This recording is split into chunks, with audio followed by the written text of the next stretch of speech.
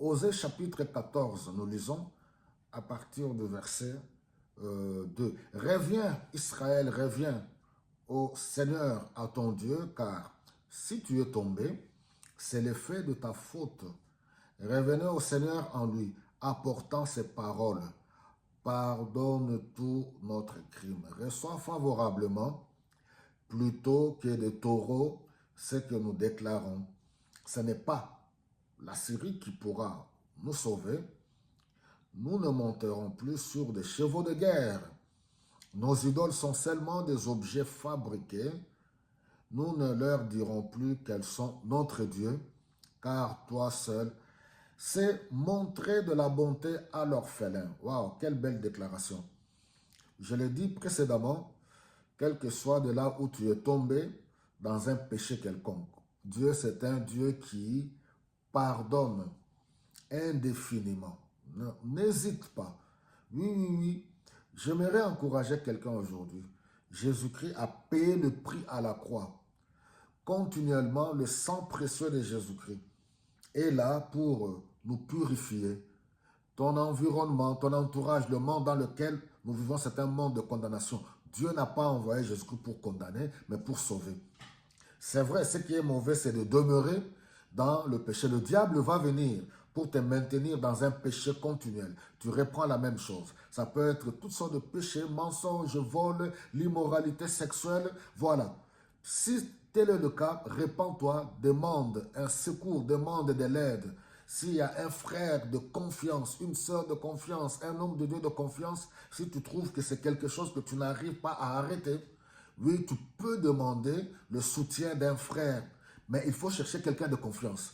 Mais sinon, tout seul, tu as l'accès libre dans la présence de Dieu. Le contexte ici, nous avons vu que c'est un peuple qui s'est livré dans l'idolâtrie, qui est allé auprès des idoles, les dieux de Baal. Alors, c'est un peuple qui, Dieu, pour montrer sa relation, son amour envers son... Il envoie Osée le prophète pour épouser une prostituée. Dieu montre, c'est la preuve, c'est une preuve d'amour de Dieu vis-à-vis de son peuple. En dépit de notre égarement, Dieu nous aime. Dieu attend le retour, qu'on revienne vers lui. Car comme il a dit ici, le salut n'est pas auprès des Assyriens, parce que la Syrie, c'était la grande puissance politique à l'époque. L'Égypte était leur ancien, là où ils ont été en esclavage, leur ancien maître. Alors, tantôt le peuple de la Samarie, oui, clocher de deux côtés, ils voulaient s'allier d'une part à l'Égypte, d'une part aux Assyriens avec leurs dieux, oui, les idoles. Et là, Dieu leur montre que le salut n'est qu'en lui. Aujourd'hui, c'est encore valable. Le salut est en Jésus-Christ. Toi qui pries, toi qui es enfant de Dieu, converti chrétien, ne compte pas sur les fétiches de vos familles, du village. Quelqu'un vient dire, voilà, nous dans notre famille, voilà, tu peux porter ça au bras, au cou, tu peux mettre ça, il n'y a rien du tout. Voilà, c'est pour la protection. C'est du mensonge. Les traditions ne sauvent pas. Les coutumes ne sauvent pas. Les religions ne sauvent pas. Toutes ces choses-là, si bonnes qu'elles soient, il faut faire la part des choses. Il faut avoir des partenaires, des alliés, qu'elles soient dans tous les domaines. Toi qui es dans le business, partenaire dans le business, partenaire politique, État et État, oui, ce n'est pas mauvais. Mais le vrai salut dont je parle ici est en Dieu et ce salut se trouve en Jésus-Christ. Parce qu'il y a des chrétiens qui prient. Tu pries, mais vous avez des amulettes. Vous portez encore les choses autour de vos reins, autour de vos bassins, soi-disant la protection. Vous allez là-bas dans certains coins où les gens aiment trop faire le mélange.